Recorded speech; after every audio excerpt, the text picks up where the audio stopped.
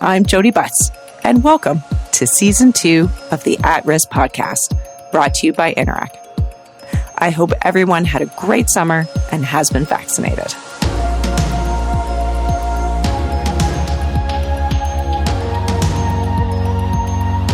At Risk returns to you in the beginning phase of an unfortunate fourth wave of COVID-19, in the middle of a federal election, and following the U.S. withdrawal from Afghanistan and a summer of forest fires, hurricanes, and flooding. For this season opener, even with all that's going on, or perhaps especially because of all that's going on, we wanted to ask, what about the children? And for answers, we turn to Sarah Austin, world-class champion for children and the founder and CEO of Children First Canada. Sarah helps us understand the top 10 threats to childhood, gives us some data to chew on, as well as some evidence-based ideas for how we can do better for kids. In addition, you'll want to be sure to listen to the end to hear from Simi Sahota, who is a grade 12 student from Surrey, BC, and a member of the Young Canadians Parliament with Children First Canada. She shares with us her message to the federal party leaders. Whether you're a parent, grandparent, or simply care about the future of Canada, you'll take a lot away from this conversation.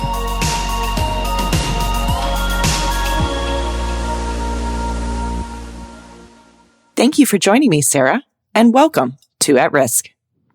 Thanks so much, Jody. It's great to be here. Sarah, one of the things we've learned from season 1 of the At Risk podcast is that it's really important to contextualize our thinking, that sometimes our instincts fail us. So help us understand, where does Canada rank as a place for a child to grow up, and what's that based on? Well, there is a very persistent myth, Jody, that Canada is already a world-leading country for kids when it's, in fact, that simply isn't true. Over the past decade, Canada's gone from being ranked 10th to 30th out of 38 wealthy nations for children's well-being, according to UNICEF.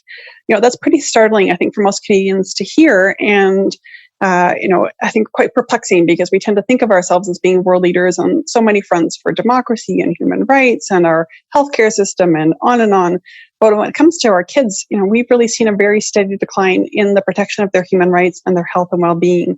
And that's really why I started Children First Canada, was really to change that trajectory and getting us back to becoming a world-leading country for children to grow up in. Yeah, I'm sure that's startling for a lot of people. So let's dig into it. What's driving this decline in childhood well-being? We have seen a really systematic underinvestment in children's health and well-being. We have pretty startling indicators on children's development. So things like child poverty. We have close to 1 in 5 kids growing up in poverty in Canada. There were some modest improvements being made in recent years, but we've seen significant setbacks during the pandemic with really high levels of food insecurity. For instance, there has been a 39% increase in food insecurity over the past year and a half, with particularly true for families with young children, having to access food banks, but also things like school closures really had a very significant impact, with kids losing access to breakfast and lunch programs that not only impact their ability to get nutritious food, but to be able to engage in a healthy, effective way in school, to be able to learn and relate well to their peers, and a whole host of other factors. Mental health has been steadily declining. We've seen systematic underinvestments in mental health. Over the past decade, there's been a 66% increase in kids being admitted to emergency rooms for mental health concerns, which is a signal that kids aren't accessing or aren't able to access mental health supports within their community from their long-term healthcare providers. And there just really hasn't been, kids haven't been figured prominently, provincially or federally, on the political agenda. And I think Canadians are still stuck in this mentality that we were a world leader and have lost a sense of where we rank. And that's part of the purpose of the work that we do at Children First Canada, is to raise awareness and really trying to put kids' issues on the radar, to harness data about what's happening in the lives of our kids and getting us back to putting bold leadership in place and bold investments and trying to really change this trajectory in a meaningful way. In terms of that myth, that this is one of the best places for kids to grow up. Does getting to the right solutions that will improve this ranking require dismantling that myth? Absolutely. There are proven and effective solutions that will measurably improve the lives of our children. We have looked at countries around the world where they are in the top 10 and to see what they are doing, the types of investments they have, the policies that are in place, and what's changing within their society to really help their kids survive and thrive. And, we have in this federal election put forward a children's platform that we think will really help to move the needle. Solutions like having an independent commissioner for children and youth would really make a significant difference. Actually, it's not surprising that if you put somebody in charge, you give them a mandate and give them some resources, you'll start to see traction. This has been something that's been studied for decades in Canada. There's been multiple private members' bills within the House and the Senate, but they never seem to cross the finish line. And so this is something that we would really like to see move forward, and it's not costly. We've estimated it's probably $8 million a year, which is equivalent to $1 per child. And, having somebody independent to lead the charge, to work with federal departments, to work with the provinces and really put together a national plan of action would significantly move things forward. I think we have most of the policy platforms now from all the major parties during the federal election. How do the election platforms stack up, Sarah?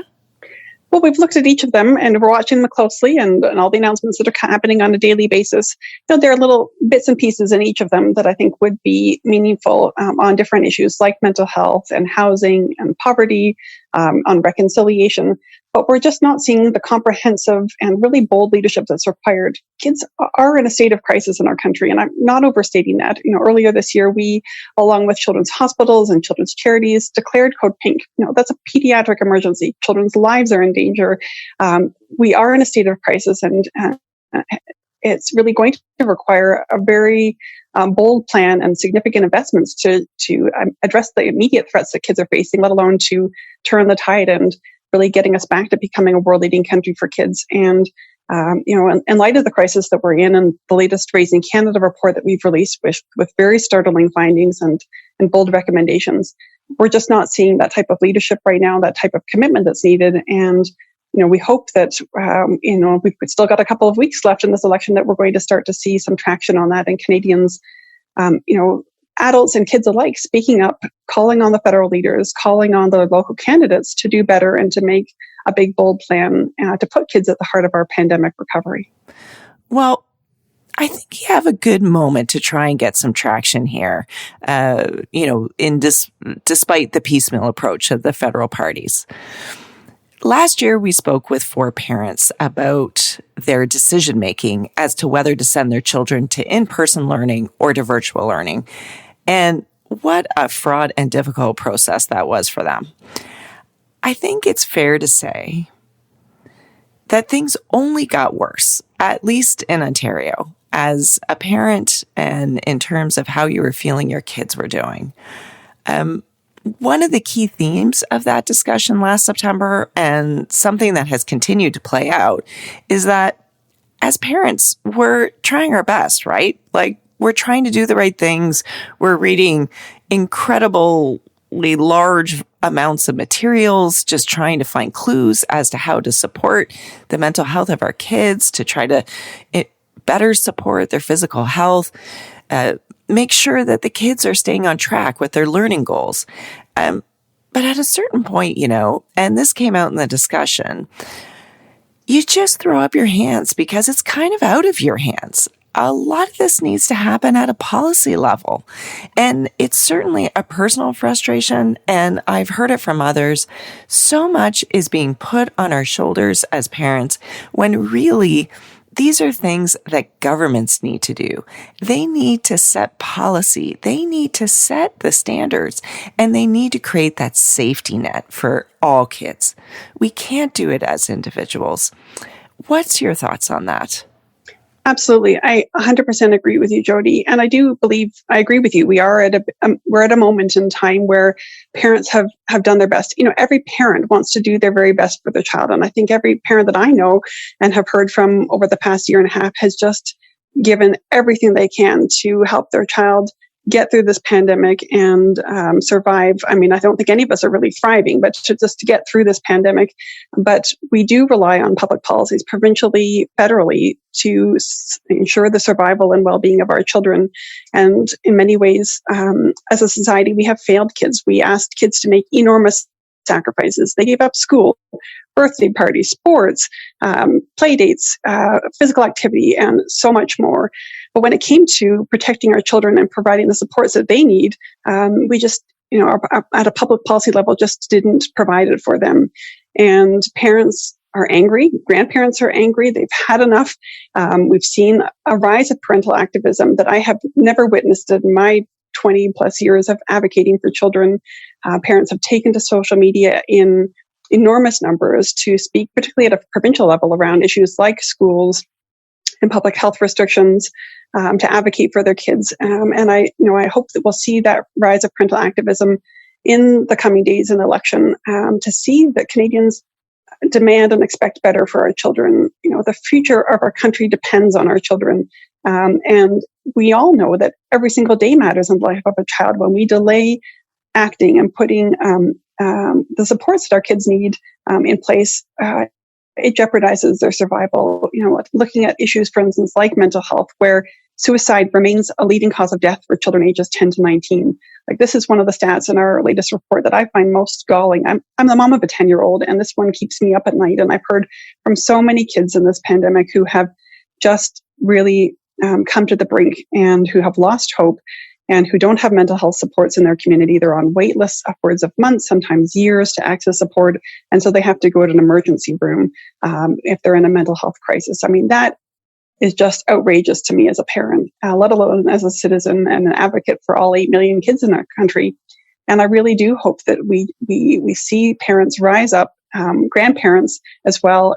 I think part of the challenge here is that we're all just so tired. We're all worn down by this pandemic and have so little left to give. We've done our best at an individual level. And so when it comes to advocating and, having the wherewithal to show up at candidate forums or, to go beyond, activating at a social media level, how do we really create the societal demand that things have to get better for the sake of our children and for the sake of our country? I want to clarify something. So this isn't the first year of the report by any stretch, and it was showing a decline. So it's not that the pandemic has created these issues, correct? We had a child health crisis even before the pandemic began. We have been steadily declining for a decade, going from 10th to now 30th place. And that was just the rank of 30th was actually at the beginning of the pandemic. We're still waiting for UNICEF's latest scorecard to come out, and we'll see what shows up in that. But the pandemic has just accelerated, what was already there. Systemic racism experienced by First Nations, Métis, and Inuit children, Black, and other racialized kids. Those issues have been accelerated. Children's mental health concerns have just been further accelerated. Children's hospitals, for instance, some of them saw a 223% increase beyond capacity for admissions for eating disorders. I mean, it was a bad situation that has just become horrific. And often these things just happen quietly behind the scenes, in homes, and kids just suffer in silence. We are all posting these happy, cheerful images of our kids going back to school, but in their backpacks, here in Calgary this week, kids went back to school, and in the days to come, they'll be going back across the country. We think of this as being a really happy time, but we know so many kids are just suffering behind closed doors, on these long wait lists, accessing mental health supports or rehab or surgeries. All these things have just culminated over the past year and a half just to reach this crisis point. And so much uncertainty, right? Like, my kids keep asking me, do you think schools are going to close down again? And uncertainty, markets don't like uncertainties. As adults, human beings, we don't cope with uncertainty very well. So tough for kids, and especially around something so fundamental as school. Absolutely. I think you've hit the nail on the head. Kids thrive when they have predictability in their lives, when they have a sense of stability and security. And that all went out the window a year and a half. And, we as parents have a hard time coping with it. Or adults, we all like to have some sense of predictability in our lives. But for kids, it's really critical to their mental health and their well-being. And it's just not there right now. We are sending kids back to school not knowing what happens a day from now, let alone a week from now. And that living in that state of unpredictability for so long has really taken a toll on their social well-being. And it's not going to change anytime soon. I mean, here in Alberta, we have these escalating rates of COVID in our communities, and school closures are a very real possibility for us here in this province in the very near future. And that's very concerning to me as a parent. And really, that's if your child is even able to go to school. I was reading a piece by Sue Robbins, who lives in Vancouver and is a parent to a child with Down syndrome. She wrote an op-ed in the Globe and Mail, and she pointed out, she was speaking about BC specifically, and I'd be interested in what your take is, if you have one across the other provinces, that back to school plans are not being designed for the most vulnerable children. And that is who we should be lifting everybody up. And really what's happening right now with these back to school plans, they're not great for any child, but a child who has a particular vulnerability to this virus, they're just being shut out of schools right now. Are any other provinces doing better on this? It's a real patchwork of approaches, Jody. And I can't tell you how many parents who've reached out to me with children with disabilities, autism, and children with compromised immune systems who simply haven't been able to put their kids back into in-person learning, even when it's been available to them, and when virtual learning was happening. It was certainly far from adequate for many kids with disabilities. They have just been forgotten in so many of these plans. Not to mention that so many provinces have, forgotten or, failed to do anything about the fact that there are substantial numbers of kids under the age of 12 who are not yet eligible for vaccination. And there's a real patchwork of approaches around trying to ensure their protection from COVID. Masking mandates are really inconsistent. Some provinces started at grade 1, some started grade 4. Well, what about the kids who are under those ages who don't have protection? The Canadian Pediatric Society, the Canadian Medical Association have both called for universal masking in schools, and most provinces haven't provided that. And those that have provided have real gaps in it around things like field trips or lunches or class sizes that are really going to put the 6 million kids under the age of 12 at grave risk, not to mention the kids who were even more vulnerable because of compromised immune systems or disabilities. And, we have really failed so many children, and it's inexcusable, and it's got to change.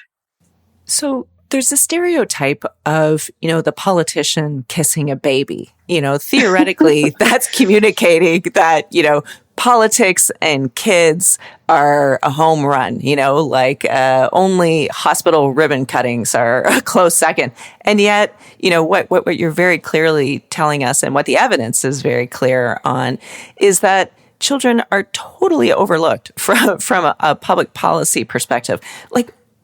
How is that? How can that be? Well, I think it's a pervasive view of children in our society that kids are property, or that they're the sense of personal responsibility that parents have got. This is it's the parental responsibility. And of course, parents are the primary duty bearers for children, but this lack of an understanding and a view that children are citizens with rights and rights holders, protected under international law and under domestic law, and they are just not thought of as being citizens or as competent. You're taking an issue like the voting age, which continues to be a very vexing issue in this country that seems to, at the surface, to be a very controversial one, but it rests on this idea that children aren't competent. We don't have a competency test for adults. We don't expect adults to prove that they are capable of voting. We just assume that they are. And you and I both know we don't have, lots of Canadians will go to the polls knowing very little about their candidates or party platforms. They may have intellectual disabilities. They may be elderly and losing their competence, but we still provide them the right to vote, and we do not disenfranchise them. But for children, we just assume them to be incompetent. You and I both have kids, and in our schools right now, kids learn an awful lot. They learn a ton about political science and about society, many kids I meet know far more about politics than many adults in my life and are well versed in these issues. They may not care about politics, but they care about the issues. Kids care about climate change. They care about their mental health. They care about racism, even at a very young age. We have a program called a Young Canadians Parliament, and our youngest members are currently 6 and 7 years old. These kids are well versed in their rights. They know what they're entitled to. They have the capacity to sit at the table with federal ministers and with senators and to have coherent discussions about public policy measures. I know the members of the Young Canadians Parliament are a bit unique, but even the kids who are not politically engaged like that care about the issues and want to be engaged. And if they want the right to vote, well, why not let them? In federal parties, you can be a member of a party at the age of 14 and vote for your leader and vote in public policy discussions, but you can't vote as a citizen. And this is just one amongst many reasons why we continue to see children being dismissed and crassly used as props in political election campaigns. And I think if given the chance, kids could really prove us wrong, and really show that they are capable and have enormous capacity to contribute in a meaningful way to improving our society. I was having a discussion with another parent, and she was telling me that, the friends of her child, they wanted to get vaccinated, but their parents didn't want them to. And I was like, well, the Healthcare Consent Act in Ontario doesn't require parental consent to get vaccination. Like, they can go to a clinic, and if they feel comfortable and safe to do so, and get vaccinated. But then I went online and just thought, I better double check I have that right. Haven't looked at that act in a long time, better before I start, lecturing people. So I go online and I see that, some public health authorities are requiring parents to be present.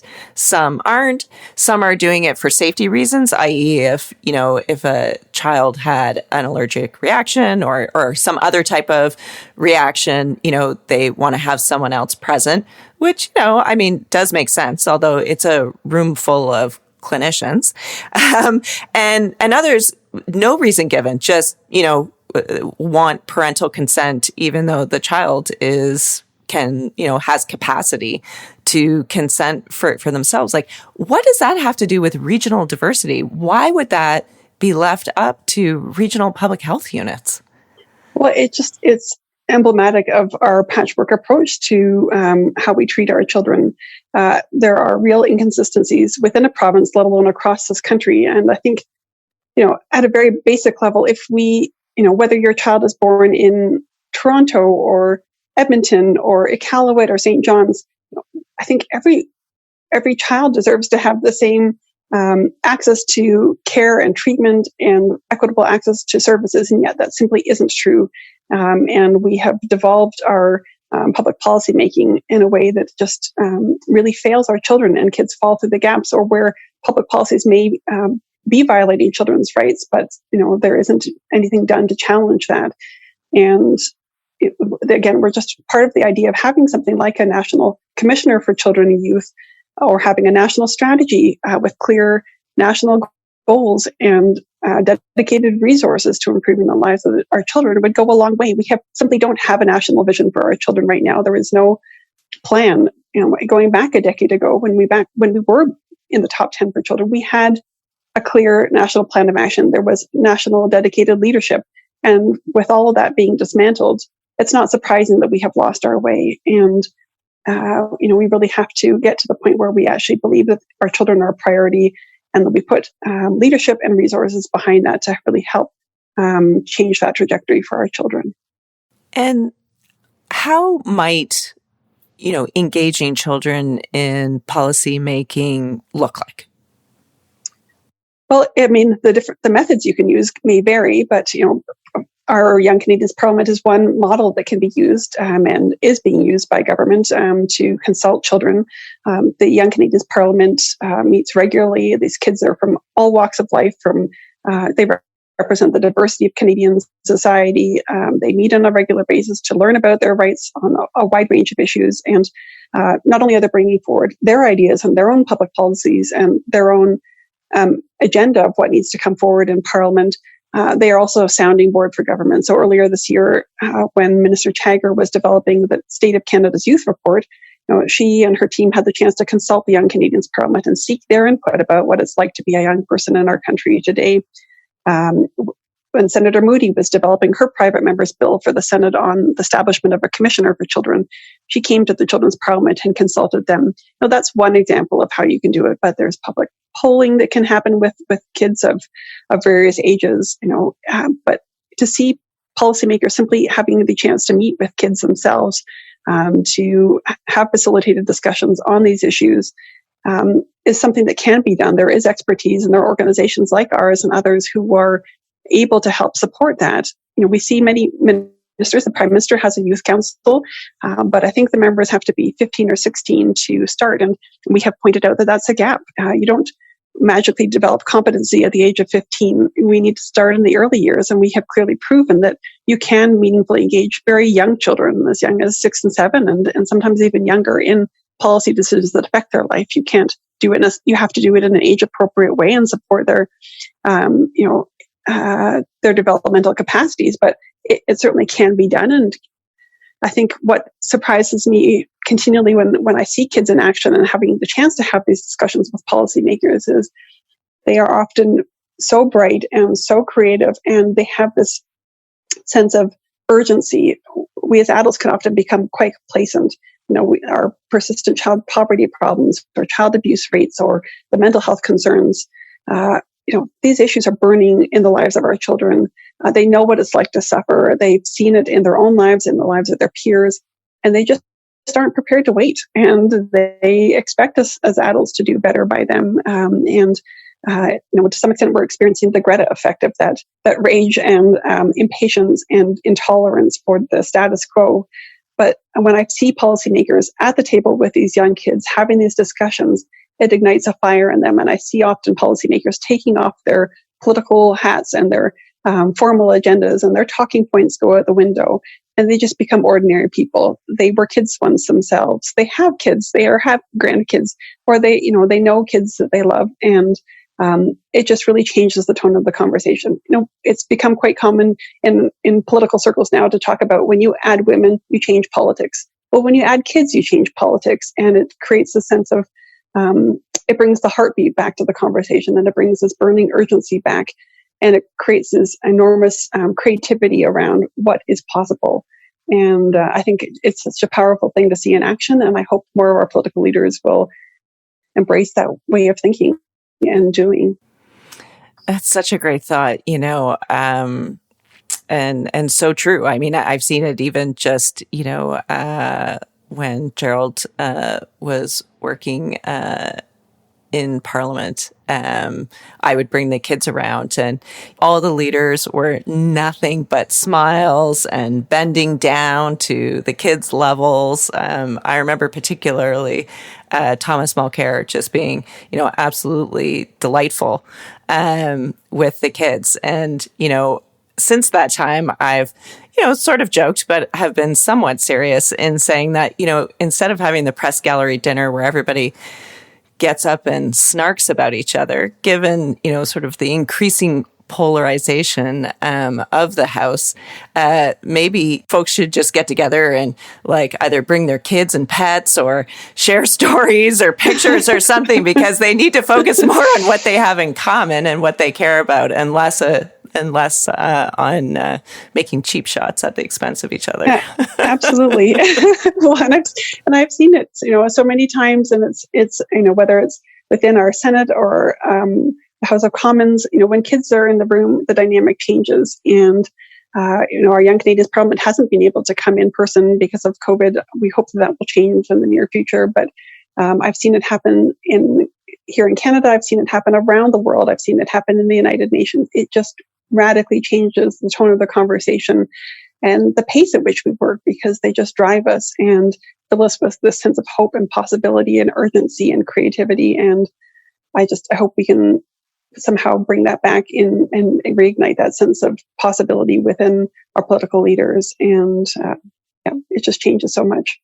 At the end of this month on September 30th, it's Orange Shirt Day. And so I want to specifically acknowledge that your report, that the Children First Canada report, has specifically called out equitable funding and services for First Nations, Métis, and Inuit children. Can you just talk to us a little bit about why there's such a need to have a separate recommendation that is focused on these kids?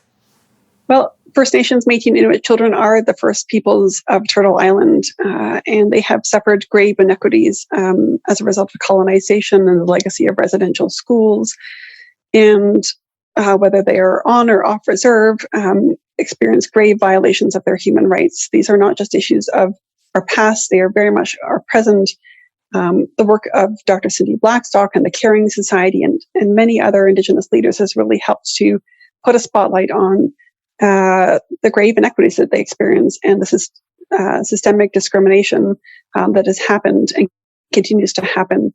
I think we can all agree that First Nations, Métis, and Inuit children have the right to clean water and to adequate housing and to all the things that every child deserves, and they just don't have it right now. And it has to change. And there is a Spirit Bear plan put forward by the Caring Society that we have endorsed and that needs to come into effect. The TRC's calls to action need to be implemented, and they need to be moved forward by our government in a significant way. And we really felt it warranted being called out on our election platform, and it deserves the attention of our political leaders and of our citizens. This year has been a year of great awakening and reckoning for our country. And I'm pleased to see that it is figuring in the election platforms and in the discussion, perhaps not as significantly as it should be, but it needs to continue. And we hope that as candidates come knocking on the doors of people listening, and as Canadians head to the polls, that they're thinking about these issues, then it will figure prominently in their decisions around who they vote for. So, I think we have seen some policy attempts, right? So I think the Canada Child Benefit, the CCB, was an attempt on the part of the government. And it was, recently the amount of that benefit was raised. We're seeing some things around mental health. We're seeing, I guess, some attempts at policy. I think if I'm hearing you correctly, you're saying we need this commissioner who's going to make sure that the interests of the child, just like we've done with gender, are at the center of policy making so that these policy initiatives really hit their mark. But we need to approach public policy through the lens of children. We have seen the power of looking at policy through the lens of gender and applying the GBA plus lens, and the difference that has made for the allocation of resources for women in particular and for public policies that improve the lives of women. We need to take that same approach to children. They represent nearly a quarter of our population and 100% of our future. And we can't just simply think of them as being a part of a family or the responsibility of parents. Of course, they are, and families play a huge role. And so things like the CCB and childcare will play prominent roles in improving the lives of children. But if we don't think of children as being unique citizens with their own rights, then we simply won't see the type of changes that are required. And we really do need a big, bold plan to improve the lives of our children. We can't just kind of chip away at this and make improvements in this area or that. We need a big, bold plan. We have reached the state of crisis, and it will require dedicated leadership and dedicated resources. We've called for the creation of a catalytic investment fund of $2 billion. That may sound like a lot of money, but it's going to take that level of investment being provided to the charitable sector, to children's hospitals, and organizations working on the front lines, not only to meet the urgent driving needs that kids have right now, but to address the systems change and to have things like a commissioner and a national strategy moving us. We also want to see data collection. We actually don't have systematic data collection on children, which is baffling to me as a Canadian. But, Stats Canada wants to be able to do this. We've worked with them really closely as a partner, and they've done their best to capture data on children throughout the pandemic. But we want to see an annual survey being done on the health and status of our children so that we can track progress over time, where we can identify gaps, and things like a children's budget, where we actually, we have greater transparency around how funding is being spent on children. Where is that money going? Is it yielding a return on investment? And if not, can we redirect those resources to evidence-based solutions that will measurably improve the lives of our children? These are some of the solutions that we've looked at and put forward in the Children's Platform that would be real game changers. They're not revolutionary, but they would actually measurably improve the lives of kids today and sustain progress for years to come. Now, Sarah, this is the At Risk podcast. So I just wanted to pause for a moment and ask you, in the Raising Canada 2021 report, it's framed as, threats to childhood. And I just wanted to ask you about the use of the term threats and why that was the right word choice for your report and the information and the message you're trying to convey. It's provocative, I know, but I think it really it's not overstating to say that these are threats to our children. Our children's lives are in jeopardy. They face very grave violations of their human rights, and their survival, let alone their development, is jeopardized when we don't make these investments, when we don't have the policies and investments needed for our kids to survive and thrive. And we've seen that clearly. The proof is in the data around the numbers of children whose lives have been lost to suicide or to preventable accidents or preventable illnesses, let alone the numbers of children whose lives are diminished by issues like child abuse and poverty and neglect. Kids' lives are in threat. And this is a grave risk to our country. The future of our country depends on the strength of our children and youth. When we don't invest in kids, when we don't protect their human rights, it jeopardizes not only the survival of our children, but the future of our nation. How can a country prosper if our kids aren't prospering? And I think that's really what we're trying to provoke, is a powerful discussion about the state of childhood in our country, to really confront this pervasive myth that the kids are all right and that this is a world-leading country for kids. We have to be provocative and really challenge the discussion and be really clear about what's at stake.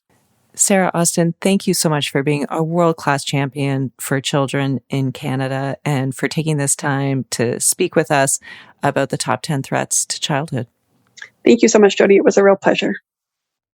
Nothing about kids without kids, which is why I'm delighted Simi has joined me. Thank you, and welcome to At Risk, Simi. Now tell us, what is your message to the federal party leaders during Election 44? Federal leaders of Canada, we the youth would like to remind you that the Canadian government ratified the United Nations Convention on the Rights of the Child, yet we are not holding up our end of the agreement. Children and youth are struggling throughout Canada, especially through this pandemic, and it is your responsibility to help us, listen to us, and represent us in government. We need you more than ever to include children in decisions that affect our lives, take systematic measures to ensure our well-being, and ultimately, dedicate yourself to the leaders of future Canada. Thank you for listening to the season opener of the At Risk podcast, and I hope you continue to listen throughout the season. And if you're eligible, please be sure to vote in Election 44.